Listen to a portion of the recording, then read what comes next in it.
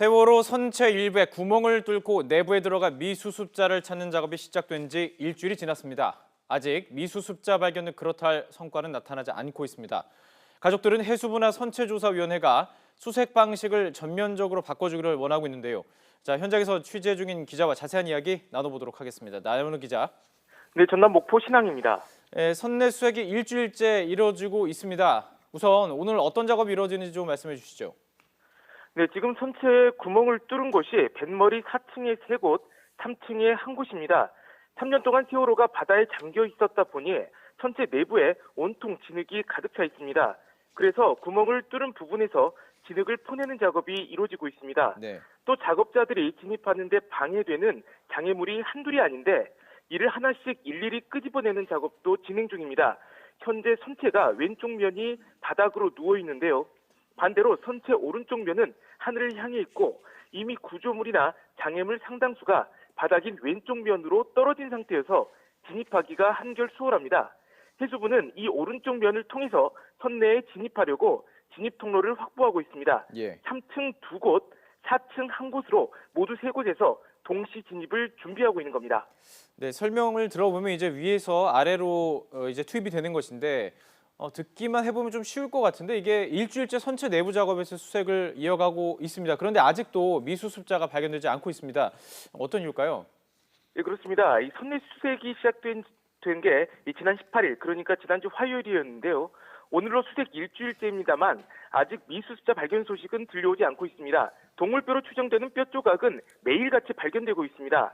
심지어 어제는 선체 우현 진입을 위해서 진흙을 걷어들였는데 이 과정에서 뼈 조각 83점이 무더기로 발견되기도 했습니다. 유리품도 속속 수거되고 있는데요. 여러 점의 휴대전화를 비롯해서 디지털 카메라도 발견됐고요. 여행용 가방과 신발, 옷가지 등은 거의 매일 선체 내부 수색 과정에서 발견되고 있습니다.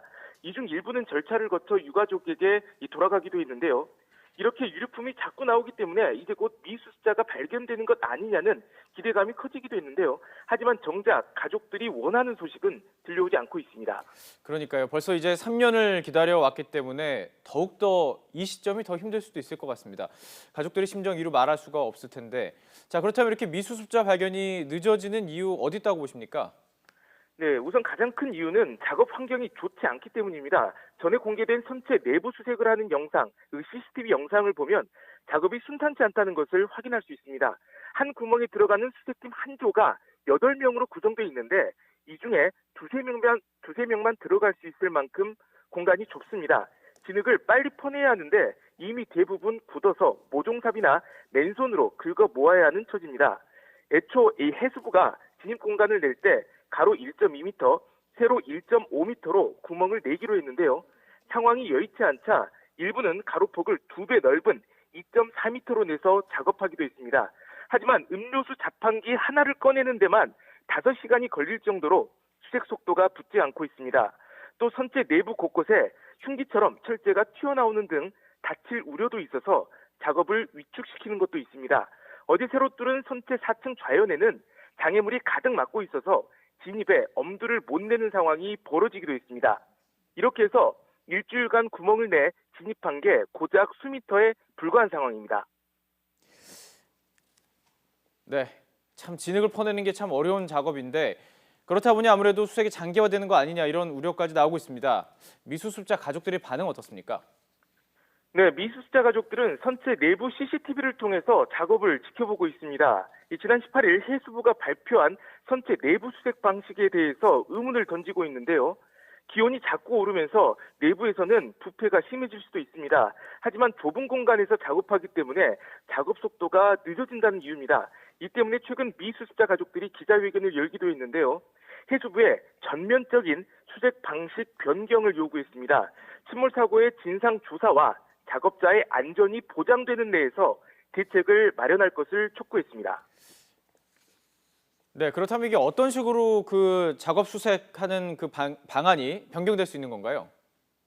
네, 우선 해수부와 선체조사위원회는 작업자 안전이나 진상 규명을 위한 선체 보존을 이유로 조심스러운 입장입니다. 아직 이 주목할 만한 대안도 나오지 않고 있는데요. 세월호 선체조사위원회는 수색 장기화 우려에는 공감을 하지만 광범위한 절개에 대해서는 부정적인 입장을 내놨습니다. 또 절개에 따라서 선체가 기울거나 변형될 수 있어서 작업자들의 안전이 위협받을 수 있다는 점도 영향을 미친 것으로 보입니다. 대신 수색을 위한 부분 절개나 추가로 구멍을 내는 것은 허용하겠다는 의견을 냈는데요. 해수부도 선체 정리업체와 내부적으로는 수색 방식에 대해 논의하는 것으로 알려졌지만 아직 별다른 대안은 알려지지 않고 있습니다. 예, 아직 구체적인 대안이 나온 게 없군요. 자, 세월호가 침몰했던 맹골 수도 수중 수색도 상당히 중요할 것 같은데요. 지금 이루어지고 있죠? 예, 그렇습니다. 오늘도 오전 11시부터 수중 수색이 진행되고 있습니다. 어제도 수중 수색 과정에서 동물뼈로 추정되는 뼈 조각 4점을 발견해 수거했는데요. 현재까지 수중 수색에서 나온 뼈 조각만 18점에 이릅니다. 전체 40개 구역 가운데 현재는 27번째 구역에 대한 수색 작업이 이루어지고 있는데요. 전체 40구역에 대한 수색이 완료되면 선미 쪽 객실이 가라앉았던 특별구역 2곳에 대한 수색도 이루어집니다. 이곳에서도 마찬가지로 미수습자 발견 소식은 들려오지 않고 있습니다. 네, 여기까지 듣도록 하겠습니다. 지금까지 나연우 기자와 함께 이야기 나눠봤습니다. 고맙습니다.